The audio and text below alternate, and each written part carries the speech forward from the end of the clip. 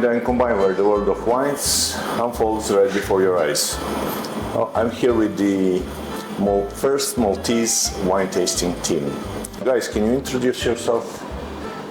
Aaron, you were guiding the team last year, so... Yes, last year I was guiding the team, maybe this year as well. We will see about it, because we need to choose 4 people on the panel for tasting and 1 coach. And yes, my name is Aaron Rizzo. I'm an ITS lecturer and been in wines for about 26 years. And I'm here as passion for wine. Thank you. We're here to educate as well. Thank you, Aaron. And the members of the team last year were Marco Trucco, Yes. William Rizzo, Pierre Finger, and Andrea. Andrea. So, Andrea, I think you won the qualifications, no? Yes, exactly. Last year on the first song. It was a fantastic What is that experience. experience for you? How it went? It's amazing. I mean, the wine is part of my hobbies. It's one of my best hobbies that I have right now, and it was amazing experience. We create a fantastic group together. Last year was the first time on Bordeaux, and we are working for the second year. First of all, as I am, most of you are proud to have the Maltese team for first time competing abroad. What was that experience for all of you? I mean, as a team, going somewhere for the first time, representing a country, is something that it was not featured before. Well, first of all, it was fun. I think Yes. we're doing it for fun because I just had the idea of why we don't put together a Maltese team. There was no Maltese team on the competition, and it's a very big international world competition. And there was no Maltese team, so I'm not Maltese myself, but I thought, why not put together, a group of Maltese and people to, just participate. And I was just lucky enough to find Aaron, to find William, to find Pierre, to find Andrea. And the first year and this year, new members come in, and it's just fun to sit here, try to guess the grapes, and then hopefully do well at the competition. Most probably you have different experiences on its own. What do you think? Does it give you an upper hand? Not an upper hand, I would say. I would say there is competition. There is big competition. So you have no upper hand, I would say. Last year we came 29th position after 39 out of 39 countries. So we don't really have an upper hand. But you were not the last, and that No, was your we are first not the year last. competing, No. so I'm extremely proud. Now of there's going to be Malta. 43 countries competing this year. So there's going to be much more competition next year. This competition is well recognized, it's international, and people know about it, and therefore it's gaining international recognition as years pass by. Where next year, as you know, Marco, it's going to be held in Jura. I think the biggest difference is that like a big country like France, Spain or Italy, they do like regional competitions, right? So they have like hundreds and thousands of people trying to get into the team from every region, from every city, and then they compete between national teams, regional teams, and then just the winning team makes it to the international competition. Here we are, I think, lucky that the country is small, so we have this team and we build a real team in a spirit. So yes, maybe the other countries they can choose the best among like 70 million people, but here we have a strong connection, strong team, so we always practice between us. So that's the team advantage, that we know that we need to do the best among us. We don't have like millions and millions of sommeliers we can eventually bring into the team. We need to be strong. I think teamwork is the key to success. We help each other, so it doesn't mean that you're wrong or that you're right, but at least we come up to one decision. And that's what gives us maybe the upper hand, the teamwork. And how is your training going? How do you train your palate individually and like as a group, as representing Malta? I know that there is a lot of budget-wise issues in Malta, just starting up. You need to get sponsored by the wines, which are today sponsored by Parsons, and we are here at Contrada, at Film's Place. Contrada Wines and Fine Food, if I'm not mistaken.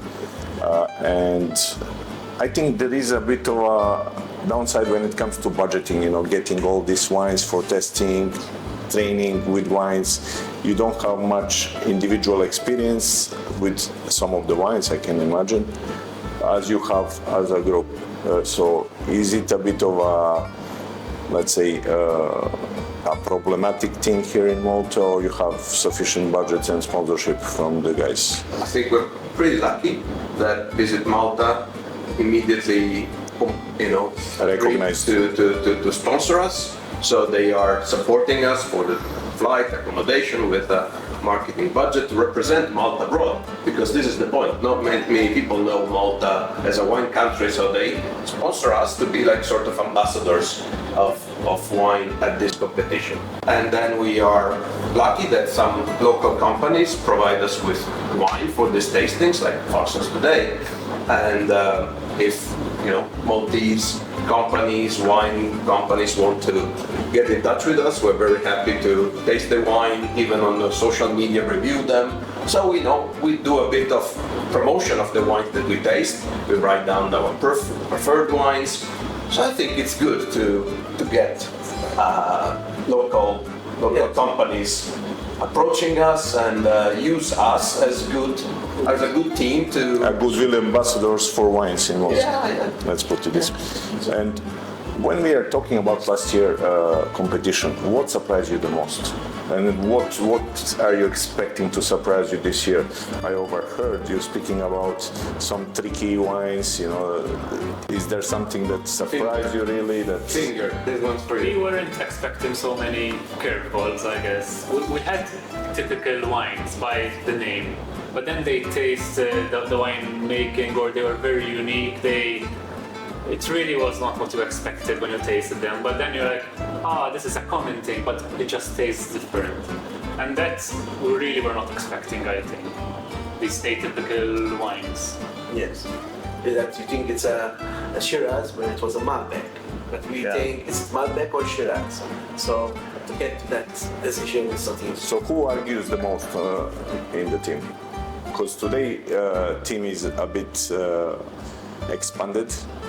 We have guys. Can you introduce yourselves, please? Hi, I'm Rebecca Degaetano. I have my WSET diploma, and I work as a wine specialist with Casa Camilleri. I am Matthew Delicata. I'm a winemaker. Manuel Degiorgio. I work in pharmaceutical logistics, but wine is my hobby. I know Marco and Pierre through WSET. We did the advance together. Unfortunately, last year I couldn't make it to the competition. I had other plans, but still I continue to try wines with them, sample wines. We do blind tastings continuously, and it's a continuous learning opportunity. Yeah. Thank you.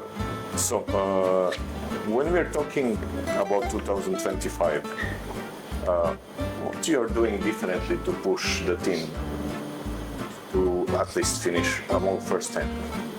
More to promote the teamwork, I think, between each other, to challenge each other. Because you can have two different styles of countries, different kind of wines, and to get to the same decision, it's not going to be an easy one. So we work on that. Today we worked on that, to challenge each other. You're arguing about the wine as a team. Do you trust your gut, or how do you defend your wine towards the team members?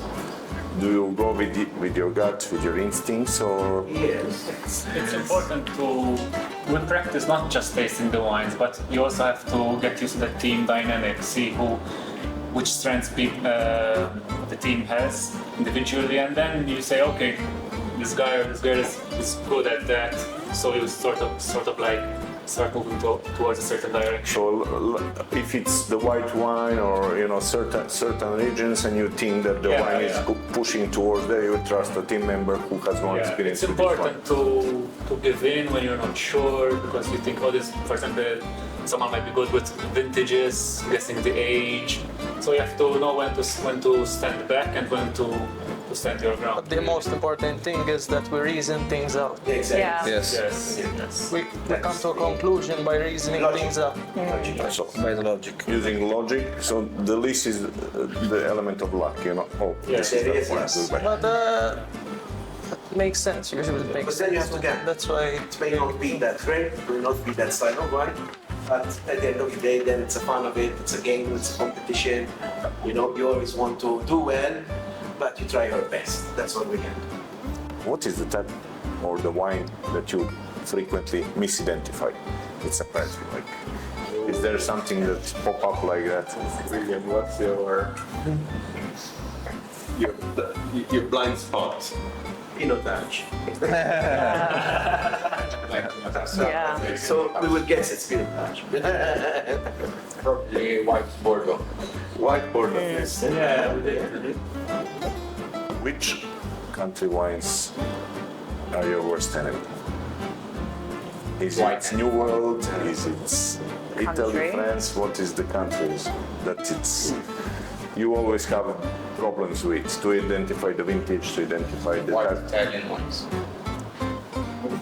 White Italian is I think it's also wines that are not I think I common in struggle a bit more with Malta. Spain. Yeah. Croatian So wine, like, yeah, Newer Slovenian wine, yeah, like North American wines. Greek wine. Yeah. Those are not easy. They are indigenous to that country, not easy to get that, you know, local varietal character in that's grown in that country. Not easy. I think in Malta we're pretty lucky that now we have pretty You're exposed quite well. variety Yeah. of Availability wines, is really good. availability, It's but really good. Still, we For drink such a a lot small of country. Italian wines Yeah. more than anything else, and so Australian wines, American wines Those are a bit more are not difficult. very. Yeah. There is China wine, so Yeah, Yeah. Chinese wine. So New World wine are generally trickier to guess, just because you don't. You're not exposed to it as much, yeah. And sometimes you only get like the very big brands Yeah. from Chile or from Australia, from New Zealand, and not the small producers like you can get from Italy or from France. So you have like an unbalanced view. If you always compare like a big brand from Australia with a smaller brand from Italy, France, and Spain. So that's the difference. Describe these tastings in 3 words. Gambling, fun, learning. Hard. Rebecca, Well, I was going to say fun, teamwork, and training. Yeah. William, Logic, knowledge, and confidence. For me, I feel grateful actually to be in the team and try the wines with people who are also into the wine. So grateful, I was going to say fun also. And then educational, because we're always learning. Learning, There's yeah. a lot of wines in the world. Through learning, as I said, also logic, because you reason things out, and they're all, it's fun also. Yes. It's important to be fun. I would say also funny, learning and gambling. So first, it's a privilege to do it, Yeah, that's nice. and humbling. I don't have it. Everything goes. Humbling again. none of you say drinking. Right. Well, I think they said it all. I mean, really, it's teamwork, number one for me. I believe a lot in that word. A person doesn't work on his own or her own. You need others to support you. And then whatever you do in life, no man is an island, I believe. So teamwork is number one. You need a lot of technicality, which brings a lot of knowledge in it. And the third, I think, is passion. If you don't like wine, Yeah. you don't drink it. So that's what the team is. Thank you guys. Now you can continue with your stuff. So guys, are you ready? Yes. 1, say yes. 2, 3.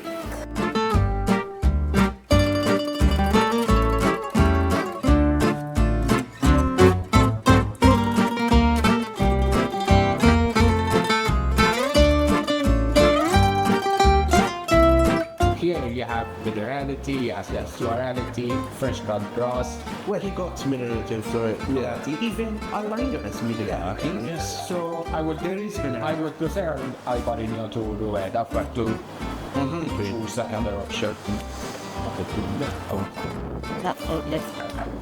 We are in really good work here. So is it just spike sauce or your values? I don't think it's a budding. No, for me it's Sauvignon. You have one. Sauvignon. We can And modern sauce. Yeah.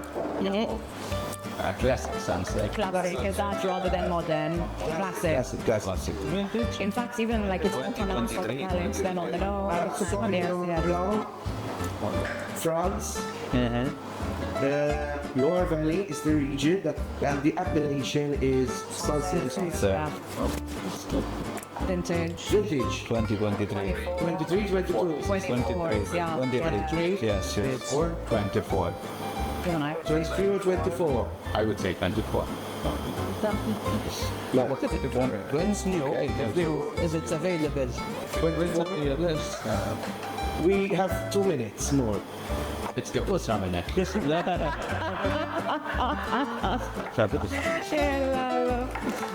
Very easily. But you went Sauvignon Blanc, huh? Sauvignon.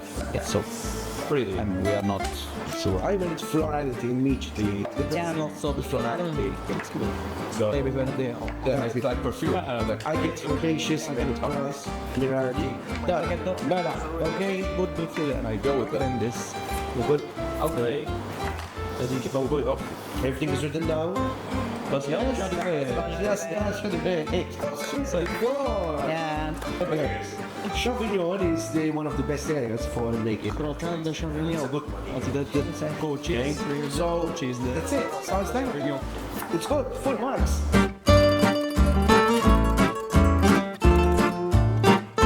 Good afternoon once Good again, afternoon, Aaron. Nino. Speaking about this Maltese, first Maltese wine tasting team, Yes.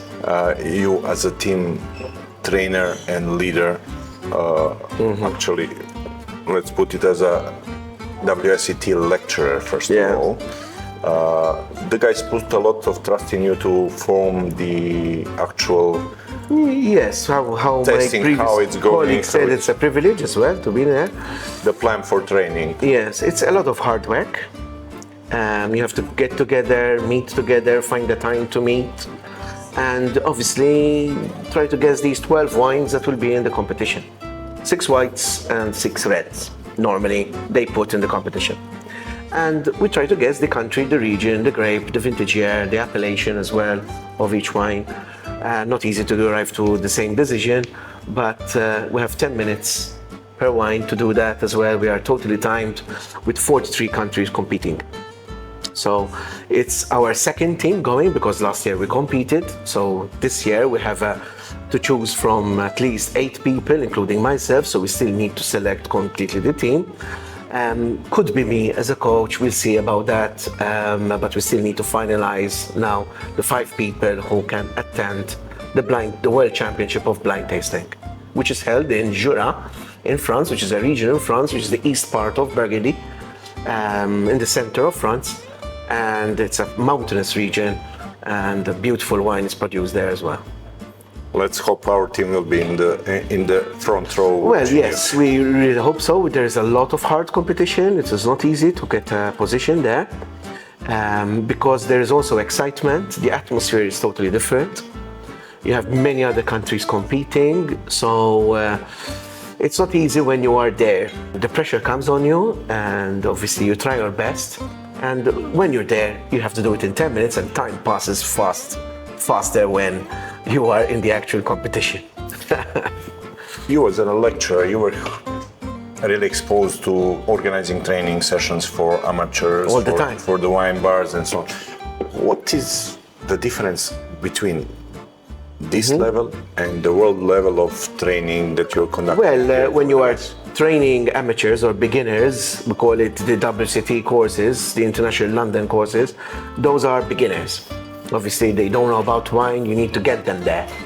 And then there's an advanced level. So obviously that is more educational level, more teaching involved, more theory and practical of the tasting. But then this level, you have people who are also already educated in wine. We have people who have qualifications in the wine business. So they all have WSET qualifications. One of them is also a winemaker. We have actually very valid people here who are qualified and who have the passion for it. That is important. It's not like you have a qualification and you're going to attend. There has to be that element of, I love wine, I like wine. Because if you don't do that, I mean... there is no passion, you cannot achieve anything. In anything that you do in life, but wine is big. Just guiding them, helping them to interact with each other, helping them to get their ideas together. You're using a strategy to actually mimic or simulate the situation. Yes, the final objective is to win the competition. But obviously to achieve that, you need a high level of interaction and teamwork. Is the blind tasting for you more about instinct, memory? Yes. Or logic? Well, the logic comes in number one. Because if it's high acidity, very high acidity, I have to avoid hot climates. Not always the case. Because if you have a region by the coast, the acidity can go up. If you have altitude or mountains, acidity can go up. But then there's a ripeness of the fruit. So the knowledge is big. Logic is there, but knowledge is big. So you need a big knowledge of wine, theory-wise. I always believe that to be good in wine, you have to have a solid theory background so that you can use that theory background to actually put it into practice. So you will cue them up. Logic, exactly. Memory and knowledge. Logic is definitely the theory. Exactly. And then the technicality comes in. So then obviously you need the experience in tasting, the color, the appearance, the nose, the palate, and obviously with time everyone can be a wine taster. You just have to be trained in how to use your nose. Excellent. Thank you, Aaron, for this. Thank you. And I wish you good luck with the team. System. Thank you very much. Thank you.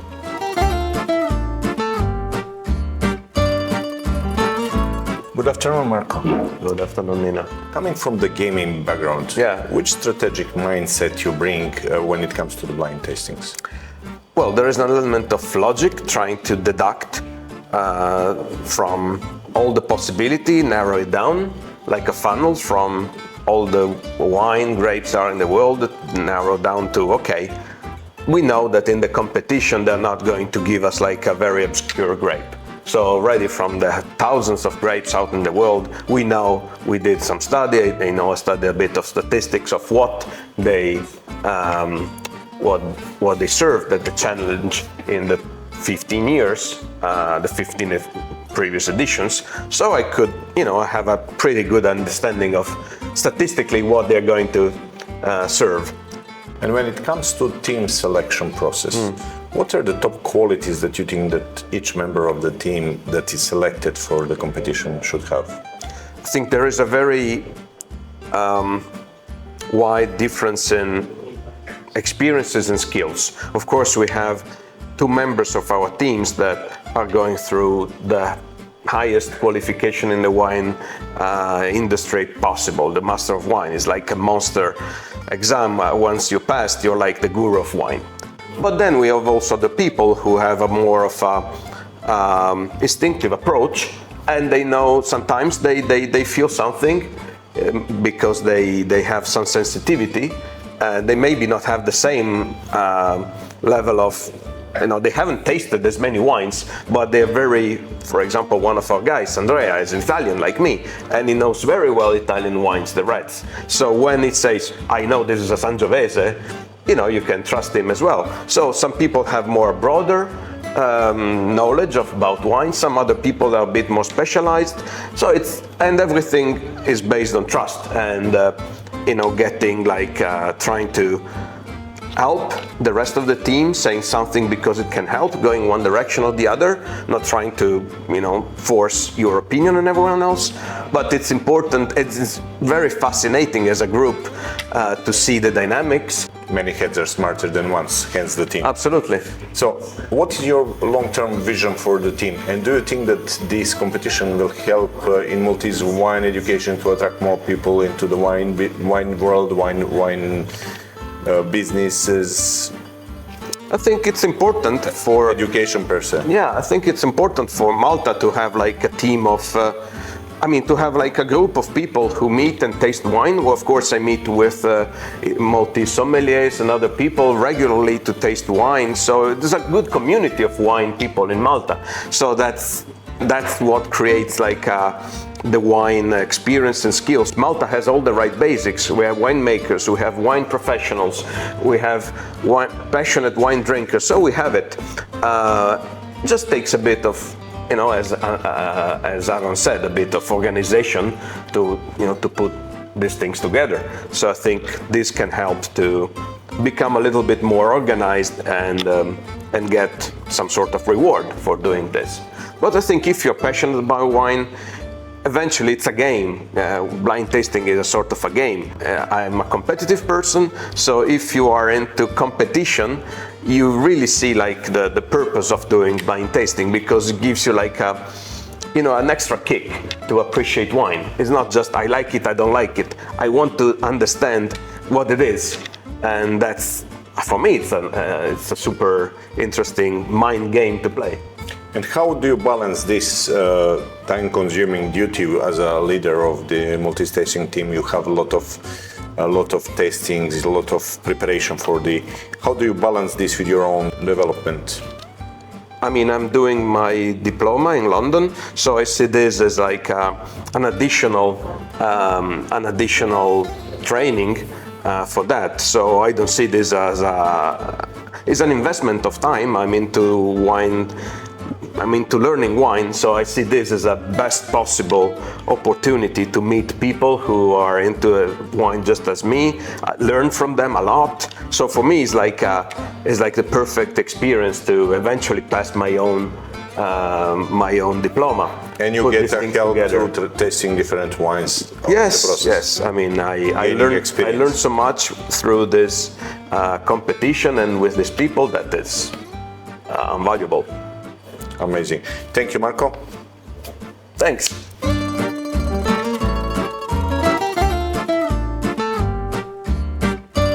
Good afternoon. Good afternoon. William Rizzo. I heard good things about you. So some of your team members from the company say this is the guy who knows the wines best. So can you tell us more about your journey? About WSET, about learning, and now you're getting into world of masters, as I heard. So yeah. So started WSET like a lot of people in Malta with Aaron, who's our team leader. Started into wine by chance. It was kind of something I fell into, and my passion kind of flourished and grew from there. The master of wine level was always kind of the ultimate goal. We don't have one yet in Malta. We're just the students trying to achieve it. But it's a long journey. It's a marathon. It's not something you do overnight, especially that we're an island and we have to travel quite often to practice tastings, visit winemakers, visit producers abroad, speak with industry leaders to get all the knowledge that you can to have a good chance in passing the exam. And today we are here at Contrada. Yep. You're the owner of the place. We went through some of your wines. It's an impressive selection. Can you tell us about Contrada? When did you open it? How it started?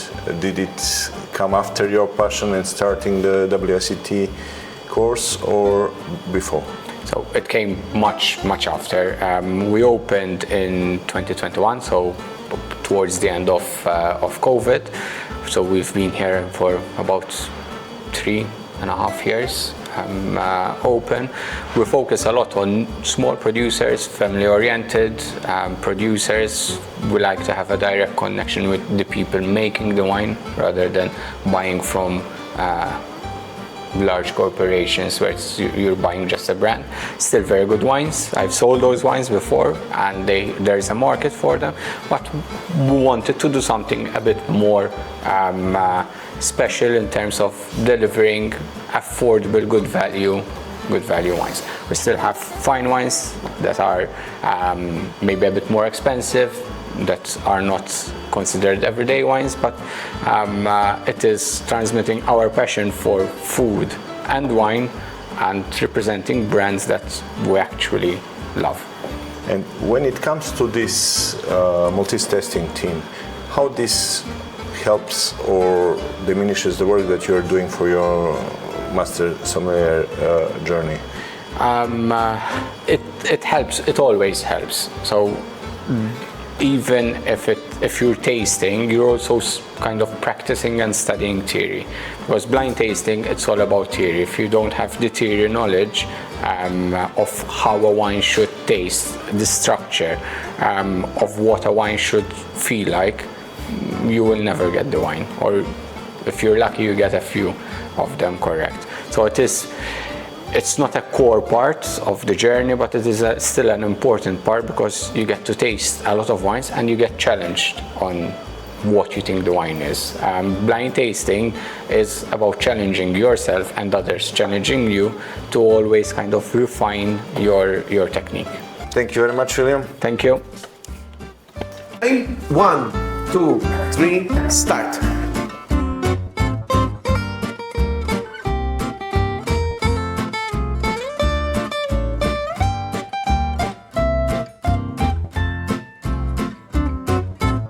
One, two, three, four, 5 people are saying Pinot Noir. One person is saying Nebbiolo, and one person is saying Gamay. Now the regions are all different, but mainly it's France. Either Alsace, Sancerre, And Trentino. and Trentino Alto Adige for Pinot Noir. Mela, can it be a Gamay? Number 1. Doesn't have the no? Carbonic maceration. Doesn't need to. Doesn't need to. I did Bologna France, so I could see Yes. Even a Côte d'Or can have it. So More often than not nowadays. yes, exactly. Can it be a Côte? Okay. Can it be a Côte d'Or or a Côte d'Or Village? All right. So it's not Grenache. Okay. Not because of the alcohol, the food structures. Yeah. All right. So we are eliminating Grenache and Gamay. Yes.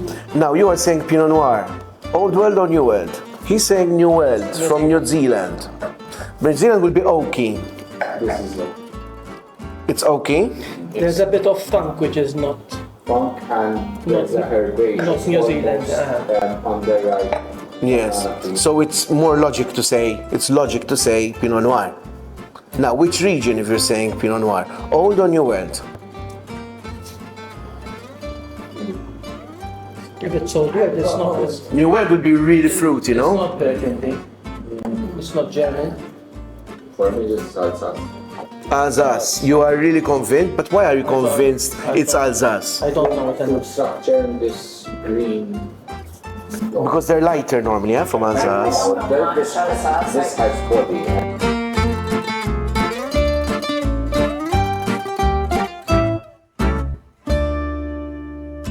Done. 9 minutes, 25 seconds. Let's see. Okay, The great for me. Pinot Noir Alsace? Yes. Jesus, seriously. 7 on 7. But vintages. And �𝐿𝐻𝐿 Pinot Noir 2022. Vintage years we're always going, but well done Alsace. Huh?